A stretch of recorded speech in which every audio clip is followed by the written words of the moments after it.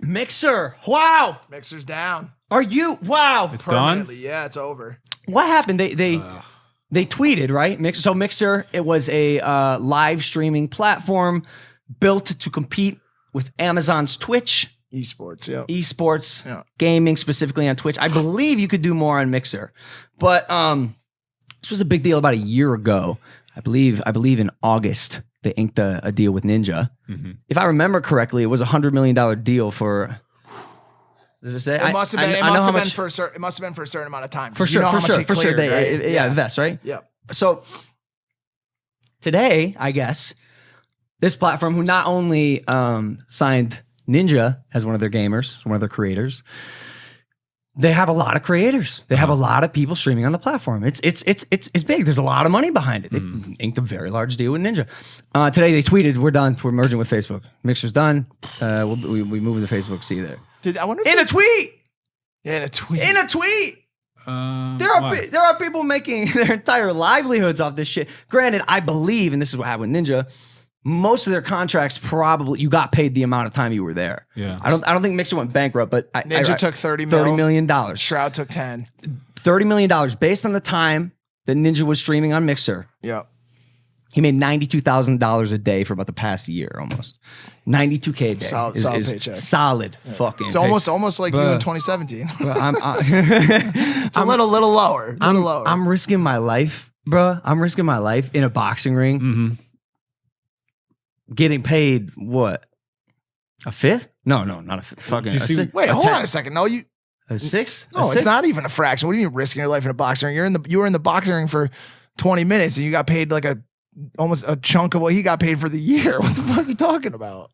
You crushed. Yeah, bro, I'm in the ring for 18 minutes. But Mike, surely you know the amount of training and preparation and dedication to the craft. Yeah. All right, sure. We both get paid well. We both get fucking paid. What I'm saying is, just don't pay me more fucking money. Yo, did you see what Jorge was talking about? Jorge. They're just not getting paid enough. Everyone's really Jorge who? Masvidal.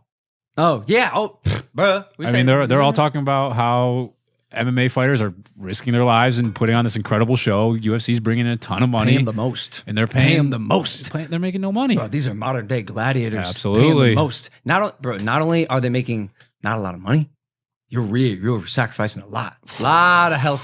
There's a lot of health downsides. Day out getting punched in the face. Ain't good. But anyways, back to Mixer. So check it. Whoever was in charge of going forward with Mixer, you are dumb. You're dumb. When I read, you say like it's one person. It's literally like probably an entire brand team at fucking Microsoft. Which is worse. So when I read last year that they paid $100 million to Ninja to switch to Mixer, I was first off, Ninja fucking amazing. Amazing for Ninja. It's great for creators, gamers, the internet. It's awesome. But this model, time and time again, has proven to fail. The model where you back popular creators and hope that they'll build an entire platform. Mm-hmm. I don't know why Mixer didn't work, but I would presume it's something along the lines of people aren't actually on Mixer. No. The reason is because they failed to pull the streamership that they desired to go up against Twitch. Yep. Did they sell them? The goal. Microsoft had a goal to build up a streamership of like 2 billion users with some cloud. What's it called? xCloud or some shit. And Mixer was supposed to help do that, and it didn't happen. Facebook game. I mean, listen, like when you come in to the point you're making, when you come into the race with a product that doesn't have an innovative competitive edge versus the people you're up against who have endless billions of dollars to play with, you are going to fail. And the point you're making is influencer is not going to help you succeed. Historically, it's not going to. This model has never worked. The creators cannot come first. Your platform must be for the consumer. Mm-hmm. And through that, the creators rise.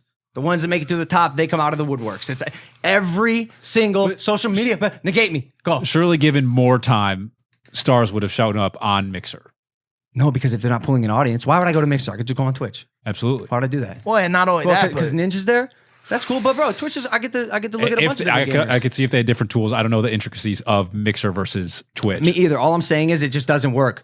Let me refresh your memory for a second. Some of these will be content first too, featuring creators, which still doesn't work. Yeah. Feed. What's that? Oh, what? Exactly. Feed is one of them. Vessel. That's was probably the biggest. Don't know that. Comcast Watchable. I do remember Sold that the show to them. Yep. Black Pills. Don't know that one. Nope. Verizon Go 90. Come on, $150 million I marketing heard budget. about That was you had something with that, right? Here we go. I sold shows to two of them. Right. Cause I mean they offer you a big paycheck. Yeah. And at the time I didn't really care about how many people watch it. I was like, I get to make a fun show. Yeah. I'm making a lot of money. But it was really hard to convert an audience. It just is. For whatever reason. And I remember, bro, I was at dinner at SDK with the Verizon Go 90 team, head of marketing. He's telling me this idea, and I'm sitting, we inked our contract, and I'm sitting there, and he's telling me how it's gonna work and be the best. I'm like, mind you, I'm 20 years old. I'm like, dude, this is not gonna, I wish I could have said, this is not gonna work, unfortunately. Like, is there any way you can give me the $100 million you're gonna use to market this at? And they didn't, you know? But it's, I'm fascinated that these companies are still just fucking flinging money at creators and crossing their fingers, hoping that they buck the trend that this creator first model works. And it feels so horrible to be sitting here with a fellow YouTube creator telling these people who are building platforms, please don't write us a check because it's not going to fucking work. I want the fucking check. I want the check, but I'm telling you, this is coming from someone who has sat ground floor on a lot of these new LA startups, for sure. And they come to me and they say, yo, you know every fucking influencer in the world. Go and create a program around them to help us build this. And I always try to level set their expectations. Yo, listen to me. Even if you put McBroom, Dobrik, Logan, everybody on it, to move a product, a consumer product, some sort of packaged good, a t-shirt, a charity, something like that, fine. Yeah. So many users to site will trickle down to a certain level of conversion. You'll move the product if you get the right amount of traffic and viewership. To upstart a new platform, which is the equivalent of a new world versus a product being a small city, it doesn't work. It's the hardest. It is the hardest thing in the world to do. It has not been done successfully yet. I am excited to see what happens with Quibi. I mean, they're not solely reliant on 1.5 billion on Quibi. Right, but they're not solely reliant on influencer because they have a slightly different model. Yeah, which is it's content for it's original content first, which gives them a little bit of a leg. Historically has not worked. Right. If you remember, Netflix did not do original content. They sent you DVDs and movies At first, yeah. every day. HBO, whatever. Yeah. HBO started making original content, correct? I don't think so right off the bat. At first, home box office, HBO, and its original shape was just a place to see the newest movies. Right. Yeah. That first, then through again the woodworks comes the original content. If Quibi can secure their Game of Thrones, House of Cards, Stranger Things, I think the problem is it's a short form model. What is, again, historically, I look at models that work and what don't. Yeah. What has been the Game of Thrones of a short form episodic series that are like, 47 minutes? No, that's not. Nope. What? Logan Paul vlogs. Wow. What is, why is that? No, 4 to 7 minutes. Yeah, that's the closest thing. I mean, who else? It's totally different. How much you gonna relate to and empathize and connect with the character in 4 to 7 minutes? As far as like long format storytelling, zero. Wait, hold on, but that's kind of ironic because that's exactly what I do. Well, no, but hold on a second. Yeah, but there's a lot more. Because you cut out. No, stop. There's a lot more to you. And first and foremost, the character that people fell in love with you were 22-minute vlogs. You know what I'm saying? You weren't a 4 to 7 minute vlog creator from the beginning. And also, they see you on Twitter, they see you on Instagram, they see you boxing, they see you on the podcast. Like, there's a lot going on here. So the 4 minute vlogs are just one piece of it. My only curiosity is there's more of a learning here than to just simply say that it doesn't work, because when you look at HBO's model to simply show already established programming to build their base, the top movies, this and that, technically, that is the same thing that Mixer and other platforms are doing. They're taking already established movies, Things that you're familiar aka Ninja and his streaming.